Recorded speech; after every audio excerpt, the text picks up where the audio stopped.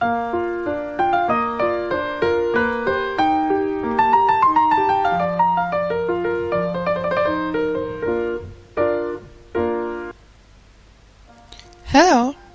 Today we continue experimenting with burkina-faso weaving technique. As I promised, today we are getting to know a novel bottom, an item based on this bottom, as well as dance weaving in burkina-faso style. First, a few words on my experiments. My first attempts to weave a novel bottom were like this. This is my very first experiment, a large bottom. Then I've tried creating such a wall-mount basket with a narrow bottom. It has been woven with no basic form. Besides, I've tried experimenting with colors. Well, however, when you weave a round-bottomed item, you don't need any base, cause this weaving technique is quite natural-looking, which makes it so special. As for oval items, I don't like them woven like this. That's why I've continued my experiments.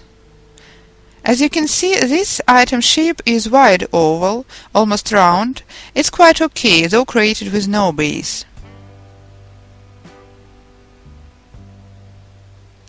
My next step was experimenting with base forms. As a form, I use such plastic bags of different sizes.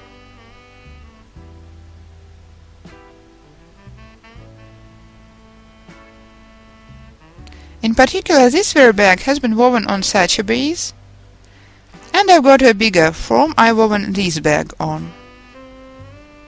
As you can see, these bags look much nicer. That's why I've decided to apply base forms for weaving such oval-bottomed items. First, I cut a cardboard bottom to fit our base size. Then I calculate how to weave an oval bottom. It is 20.5 centimeters, which is 8 inches long and 4.5 inches wide. 20.5 minus 11, I've got about 9 centimeters, about 3.5 inches left in the center. It is the length of the strip I need to weave, after which I'm going to entwine it until I get an oval bottom of the required size. So weave a strip in the technique you're already familiar with.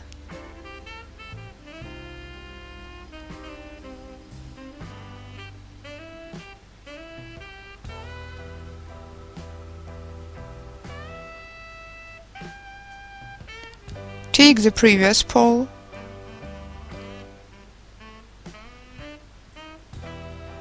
The tubes are moistened. They were woven long ago and have been kept in a freezer. Continue weaving a strip.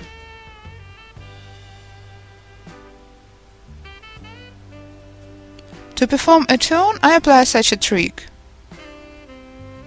I join one tube, then I turn the same very tube and continue weaving.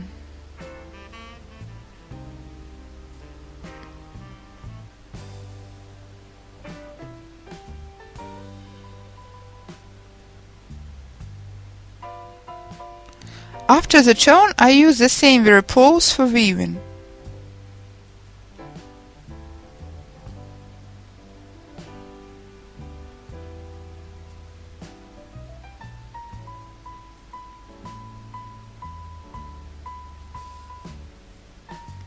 If you need a tight weaving, you weave the second row as close to the first one as possible.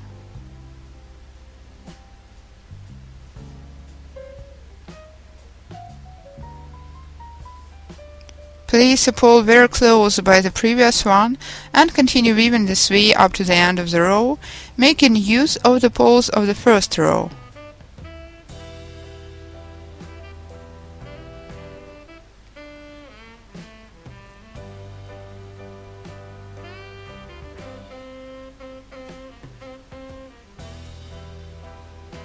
pull it tighter. If you'd like your weaving to be more airy, you keep some intervals between the tubes.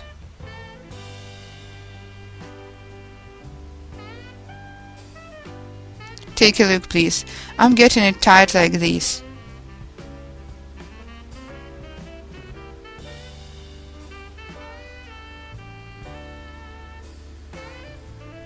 Here I'm using 2 tubes of the base.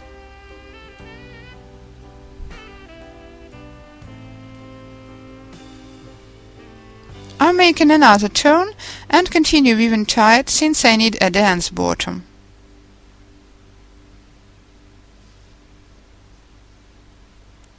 Note the difference, please. Here is a dense bottom, while this one is quite airy, with the intervals between the rows. In my current case, I'm planning to get a dense bottom. So continue weaving, adding the tubes. I perform lengthening in the process of weaving by mere adjoining. You'll see it later. Now it's time to add pulls in the point of turning. Here I've just lengthened the tube.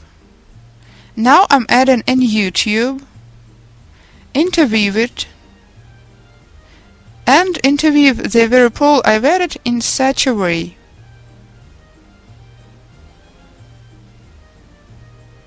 Then I pull the pole tight to the next one, since I'd like the bottom to be very tight.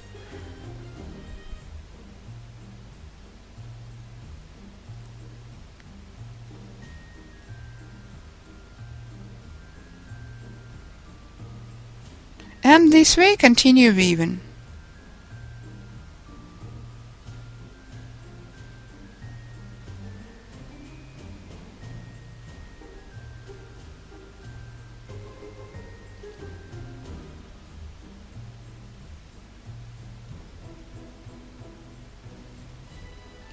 When the tube is too short, I just join a new one.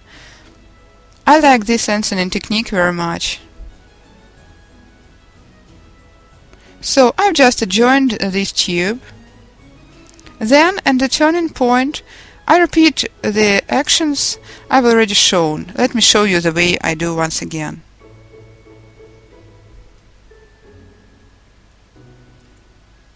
Turn the previous pole,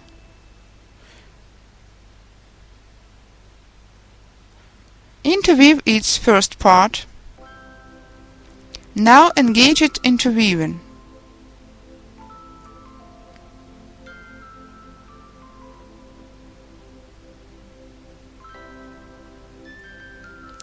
Pull tighter and continue. 1, tighten, continue. In the next rows, you can make 2 lengthening at each side.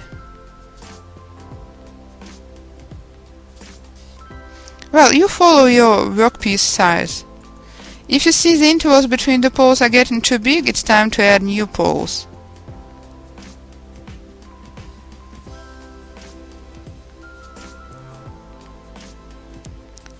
It's time to lengthen the tube again, just to join it.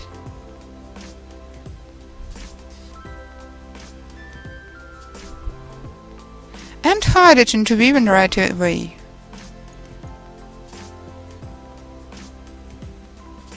Here I've got a short tail already too.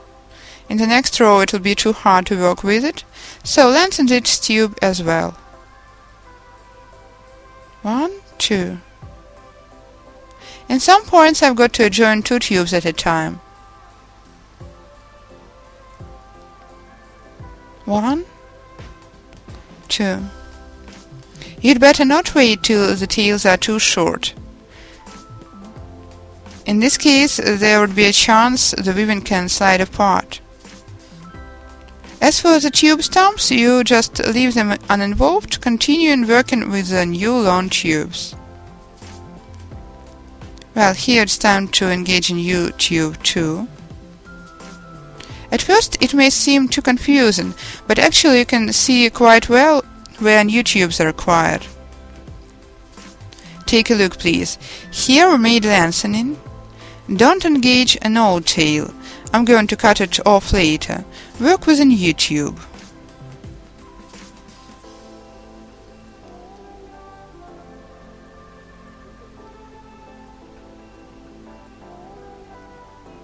Adjoin a new tube here.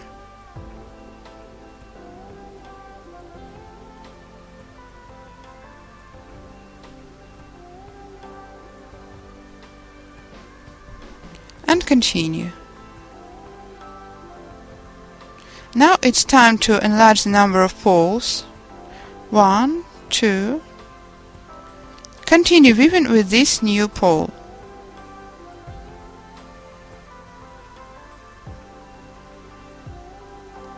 So what do I got here?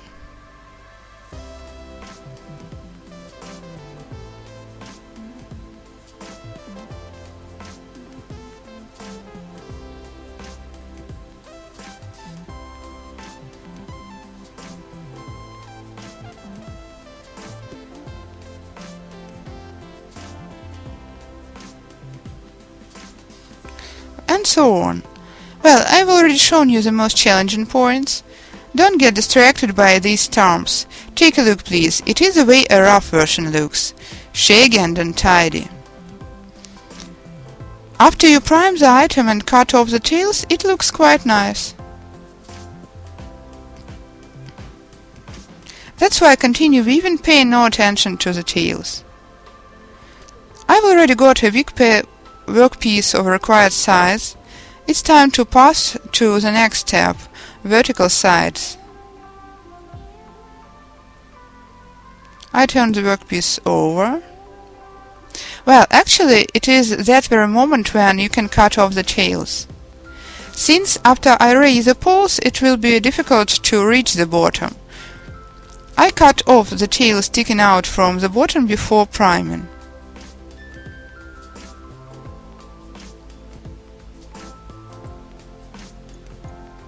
All the rest of tails will be cut off after priming, when the weaving is already fastened.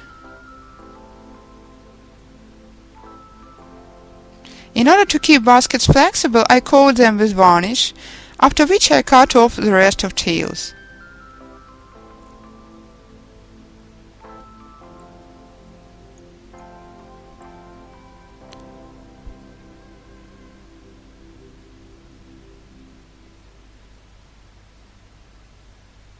As for the remaining stumps, you can cover them with the same painting solution you've painted the tubes once again, in order to hide the cuts.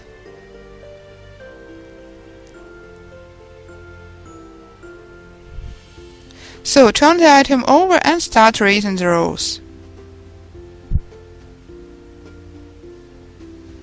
I weave the first row with no basic form.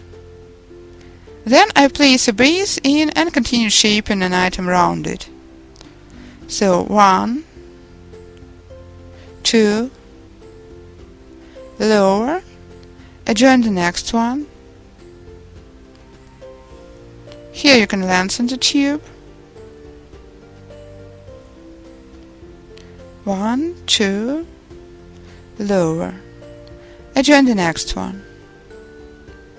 1, 2, lengthen and continue. 1, 2, adjoin.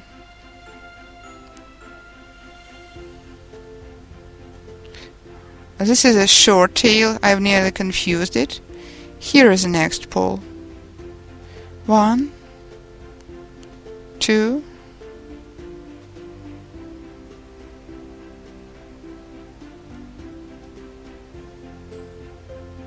adjoin. 1, 2. Here I've got a few short tails that require lengthening.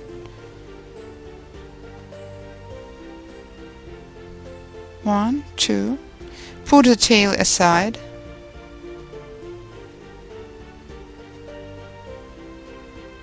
and continue weaving, trying to keep the intervals. Here I've enlarged the row height gradually. In the last row I'm going to reduce it to 0 smoothly as well. So far I'm weaving spirally, trying to keep the intervals between the rows identical. In the first row I'm just raising the poles. In the next rows I'm going to shape the item round the form. Let me make the following note. If in the process of weaving you need to make a break till the next day, for example, I usually keep the item in a pack in order to prevent the tubes from drying.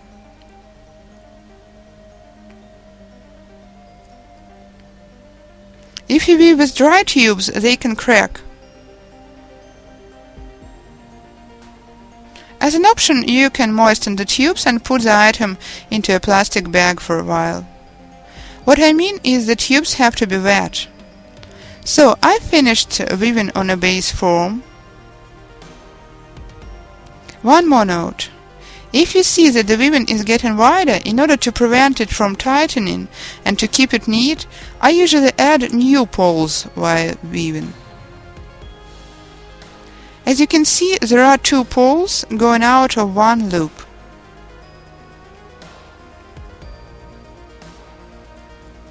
Here I've added another pole too. I mean, the item can be widening.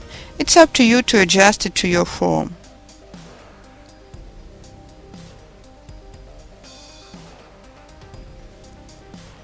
So the weaving is finished. You can make it tighter with narrow rows or area with higher rows.